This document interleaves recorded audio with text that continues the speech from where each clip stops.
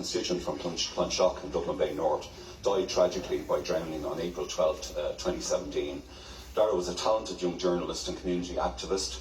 Among her writings, she wrote a sharp and insightful blog, Degree of Uncertainty, and articles, of course, for the Dublin Inquirer newspaper.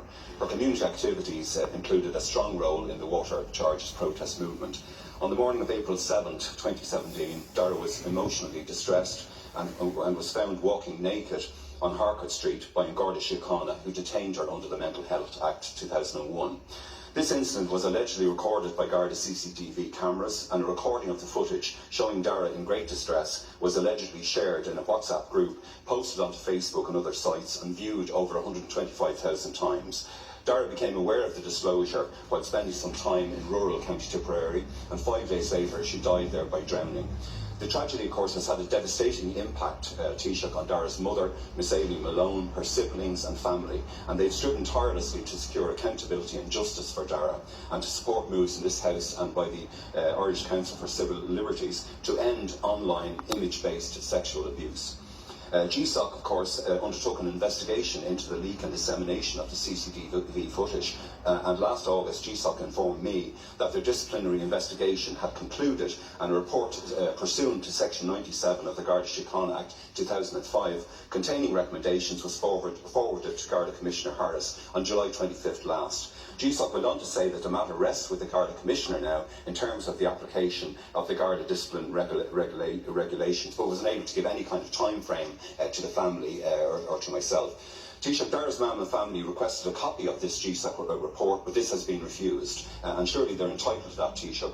In August 2018, the Data Protection Commissioner confirmed that Aileen Malone that Dara was the victim of a non-authorised data breach, and of course, Taoiseach, that's an offence under Section 22 of the Data Protection Act as amended. I was also informed by GSOC that Mr Joe Kelly, the coroner for North Tipperary, was preparing to hold the inquest into Dara's death last month, but this still hasn't happened, Taoiseach. Dara's mother and her siblings also asked, of course, for a meeting regarding Commissioner Drew Harris, which I, of course, supported. I contacted the Commissioner, but again, that's so far been declined. So would you agree, Taoiseach, that there can be appalling consequences from the non-consensual distribution of private and intimate images? Would you also agree it is particularly shocking that the publication of these images is based on CCTV footage allegedly linked to Garda Siochana? So will GSOC now report, will the GSOC report be made speedily available to Aileen and the family and to their solicitor, Mr Gareth Noble, so the long-delayed inquest may be held? And of course, over recent weeks, Taoiseach, as you know, journalist Joe Duffy and many other of our colleagues in journalism, that we've had a major public debate about harassment and bullying, and the stories of other tragic victims of online abuse have been brought to public attention. I'm aware of the Justice Committee's work in this regard, led by Deputy O'Quailon, and of Deputy Howland's Harassment, Harmful Communications and Related Offences Bill 2017. But Taoiseach, don't we need to act very fast in this whole area? Thanks, Cam. Thanks, Deputy, and I do agree with both of your statements in relation to, or rather both your questions, in relation to your question on whether the GSOC report can be provided to the family. As you know, GSOC, the Garda Service, Garda Siochana Ombudsman Commission, operates independently of government and independently of the Gardaí, but we will make inquiries as to whether it's possible to share that with the family.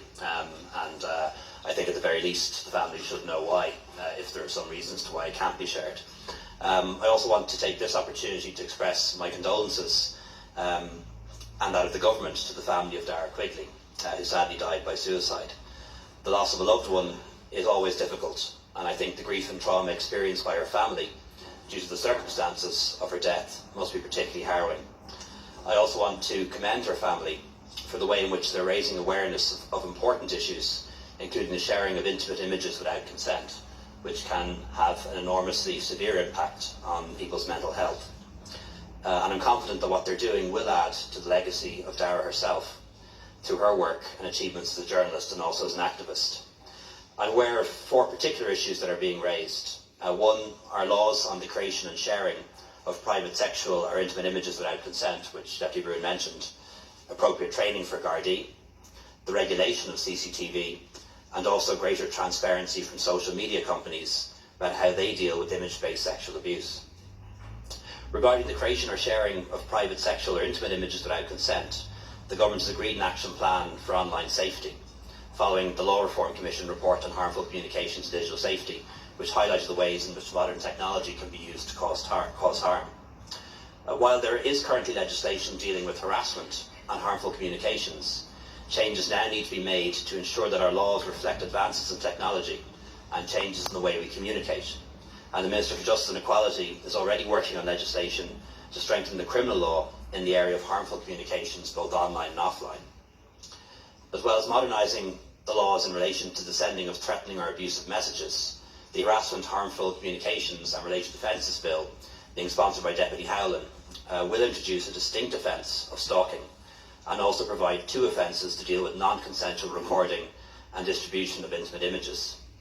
In relation to the training of gardai, I want to inform the House that the gardai are continuously improving their specialist services, and to respond to the needs of special victims, the Commissioner is now setting up Divisional Protective Services units, the equivalent of SVUs that people will be familiar with from New York and the United States. And these will have specially trained officers who can engage and interview victims of sexual related crimes. And that will enable a much more consistent and professional approach to the investigation of sexual crimes and domestic violence in particular. More generally, a range of human rights focused reforms are being introduced under a policing service for the future, including the establishment of a human rights unit in Garda Siochana and human rights training for all Garda members, and the codification of legislation defining police powers of arrest, search and detention. Thank you, Taoiseach. Deputy Bruin. Thank you, Taoiseach, for his response and these positive intentions to take action in this area. But obviously we have the example of other jurisdictions, Taoiseach, like Australia, New Zealand. The Australians, I think, have the e-safety commissioner, and I already mentioned, and you referred to Deputy Howlin's bill. We clearly need to move on that type of legislation and get it passed as soon as possible. Many constituents, of course, also feel that even the mightiest online platforms, many of which are just down the road from us, that they should be held to account directly as publishers, where abuse of material victimises innocent citizens. And that debate's gone on for 20 years since President Clinton's time, but they are in effect responsible for material that appears. One of the other issues that has emerged, of course, you mentioned about the training of Gardaí and so on, is the ubiquitous nature, of course, of CCTV, and now we have facial recognition, where also operators need to be carefully trained and vetted. But most of all, of course, today we do remember Dara and her really valuable contribution to Irish life, and I thank you for the comments on that, Taoiseach, and also the shocking circumstances of the widespread and awful publication of images of her in distress. Her mum, Aileen, and her siblings, her dad sadly passed away a few months ago. They rightly demand, I think, accountability and justice, and I hope the comments you've made, Taoiseach, in relation to the GSOC report, that this will now happen, that it will be available to the solicitor and to the family, and that we also will be able to hear what action the Commissioner Drew Harris is going to take, and also, given that an offence was committed, perhaps action by the DPP, and I welcome Minister Flanagan's response on that. Thanks, Taoiseach.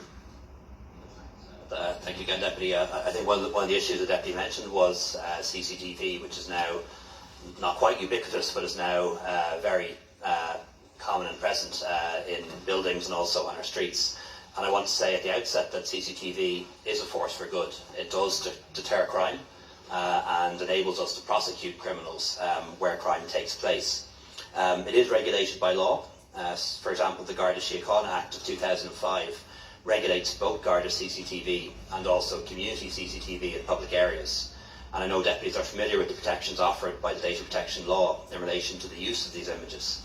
The Data Protection Commissioner has released guidance, which is available on his website, on CCTV and data protection, and is currently conducting an audit of the practice, operation and governance of CCTV as part of a wider inquiry into surveillance through the use of technologies for law enforcement purposes.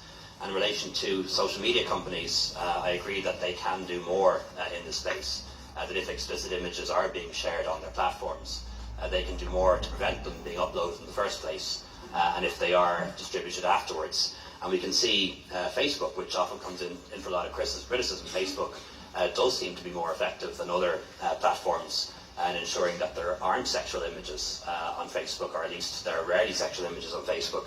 And I think other platforms could do more in this space as well. Thank you, Taoiseach. Deputy Eamon Ryan, please.